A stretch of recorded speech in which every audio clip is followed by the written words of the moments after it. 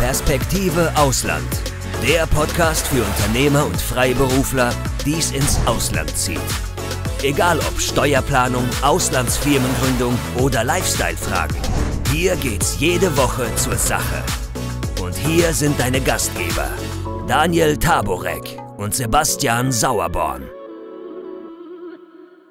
Sebastian, wir hatten ja vor einiger Zeit einen Podcast aufgenommen zum Thema Auswandern nach UK post-Brexit.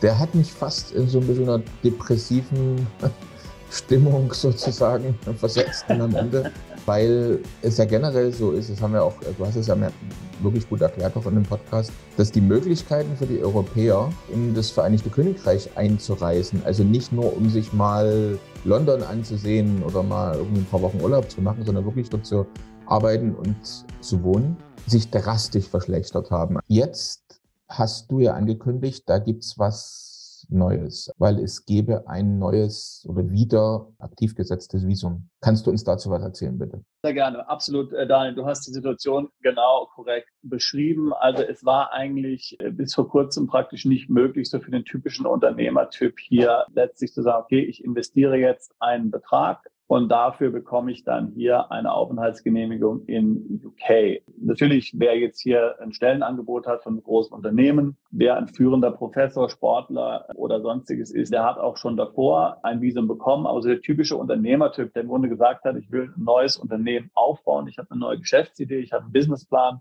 ich will vielleicht auch ein Unternehmen kaufen in UK, was da schon besteht, all diese Dinge. Der konnte hier bisher jetzt eigentlich seit Brexit relativ wenig machen. So. Jetzt muss man allerdings sagen, es gab natürlich schon seit 2019 das sogenannte UK Innovator Visa. Aufgrund von Covid waren allerdings hier bis Frühsommer 2022 Neuanträge nicht möglich, weil einfach die Behörde überarbeitet war. Es war zu wenig Personal dort und es gab natürlich viele Ausfälle wegen Covid. So, jetzt ist dieses Visum aber wieder verfügbar, besonders vor dem Hintergrund auch, dass ja das Golden Visa in UK, das sogenannte Tier 1 Visum, abgeschafft wurde, weil man hier der Meinung war, dass es hier zu viel Missbrauch durch russische Oligarchen gibt. Also Golden Visum, da hat man 2 Millionen investieren können, hat dann die Daueraufenthaltsgenehmigung bekommen. Dieses wurde also vor kurzem abgeschafft im Rahmen der ganzen Russland-Ukraine-Krise. Es war daher der Druck besonders groß auf die Regierung, das UK Innovator Visum wieder hier zugänglich zu machen, neue Anträge zuzulassen. Und das ist jetzt genau auch passiert. Ja, also UK Innovator Visum ist wieder offen.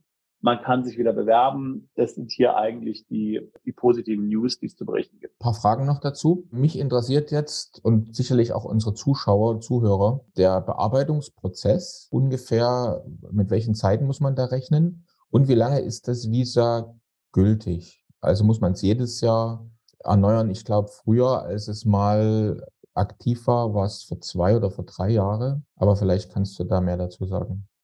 Übrigens, wenn ihr keins unserer interessanten Videos mehr verpassen wollt, dann klickt doch jetzt gleich auf den Abonnieren-Button und auf die Glocke. Auch über Kommentare, Fragen oder einen Daumen hoch freuen wir uns sehr. Genau, also das Visum ist für 3 Jahre gültig, kann aber dann eigentlich dazu verwendet werden, auch auf eine unbeschränkte Aufenthaltsgenehmigung hier abzugraden. Man muss 50.000 Pfund mindestens investieren können oder aber bereits investiert haben, was ein Vorteil ist, was zum Beispiel in den USA manchmal schwierig ist, ja, dieses Thema bei dem E2-Investorenvisum in den USA. Hier kann also definitiv man letztlich sagen, ich habe hier in den letzten Jahren so und so viel investiert in dieses Unternehmen, das kann ich zeigen und dann kann man letztlich sofort das Visum beantragen. Man muss nicht erst letztlich ein Unternehmen gründen oder ein Unternehmen kaufen und diesen ganzen Unternehmen suchen überhaupt, was er machen kann, sondern man kann sagen, ich habe ein bestehendes Unternehmen schon vor einigen Jahren gegründet, habe da im Laufe der Zeit einiges investiert und jetzt möchte ich letztlich in den UK umziehen. Das Visum ist für 3 Jahre gültig. Natürlich Ehefrauen und Kinder können oder Ehepartner, besser gesagt und Kinder, behalten natürlich auch ein Visum. Es ist noch wichtig zu erwähnen, dass es bei dem Visum ein sogenannter Endorsing Body hier involviert werden muss, der ratifiziert und bestätigt, dass es hier also sich tatsächlich um ein innovatives Unternehmen handelt. Das müsste man auch dazu sagen. Wahrscheinlich ist das diese Instanz, die du gerade erwähnt hast, zwischengeschaltet, damit niemand Missbrauch mit so einem Visum betreibt, also vielleicht irgendwo 50.000 Pfund sich irgendwo auf ein Konto überweist, sagt hier, ich habe Geld, aber eigentlich in Wirklichkeit nicht vorhat, unternehmerisch tätig zu werden, sondern einfach nur da wohnen will. Da wäre jetzt die Frage, die mir jetzt kommt, also was sind das für Unternehmen, die da dazwischen geschaltet sind, die meine Innovationsfähigkeit beurteilen? Heißt das, ich muss vorher schon in meinem Herkunftsland ein Unternehmen haben, das auf dem Bereich tätig ist? Muss ich einen Businessplan vorweisen? Muss ich meine persönlichen Skills vielleicht vorweisen? Also das ist für mich ein bisschen unklar, was ich da jetzt eigentlich wirklich haben muss, außer die 50.000. Sind es übrigens Pfund oder Euro? Sind bestimmt 50.000 Pfund, denke ich. Ne? Korrekt, ja. Ja.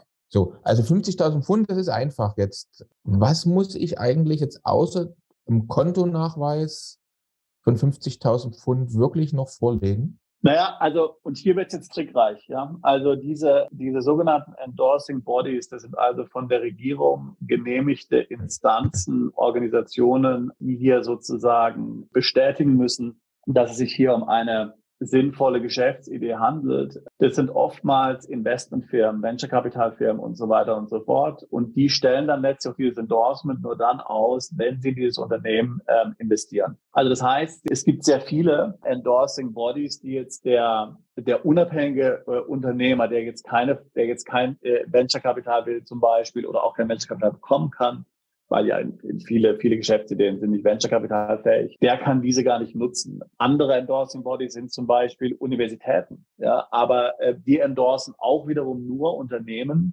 die gegründet wurden von Personen, die dort studiert haben an dieser Uni. Ja. Da muss man schon genau schauen, dass man natürlich dann dort auch dieses Endorsement von jemand bekommt, der jetzt eigentlich hier nicht solche Anforderungen stellt, sondern der im Grunde sagt, für eine Gebühr prüfe ich dieses Unternehmen, prüfe hier den Businessplan, ja, und dann gebe ich da mein Nihil Obstat, meinen Stempel und meinen Segen dazu und dann kann man das Visum letztlich beantragen. Also Schottland hat zum Beispiel so eine Organisation von Unternehmern, die sich in Schottland niederlassen wollen. Oder es gibt eben zum Beispiel Innovate Britain, ist so eine Organisation.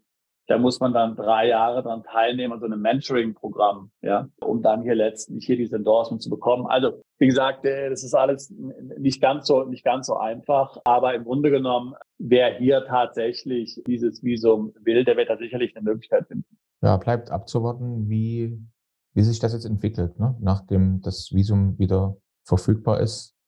Wäre spannend dann auch zu sehen, wie hoch die Ablehnungsquote vielleicht ist. Ich habe übrigens auch gelesen, dass man zusätzlich zu den 50.000 Pfund auch noch nachweisen muss, dass man für sich selbst und für die Familienangehörigen, die man mitbringt, das Leben finanzieren kann vor Ort.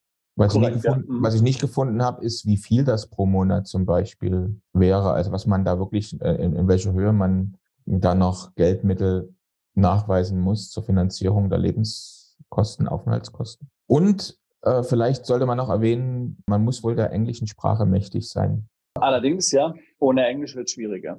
Ja, das ist, soweit ich das gelesen habe, auch noch eine Anforderung für dieses Visa.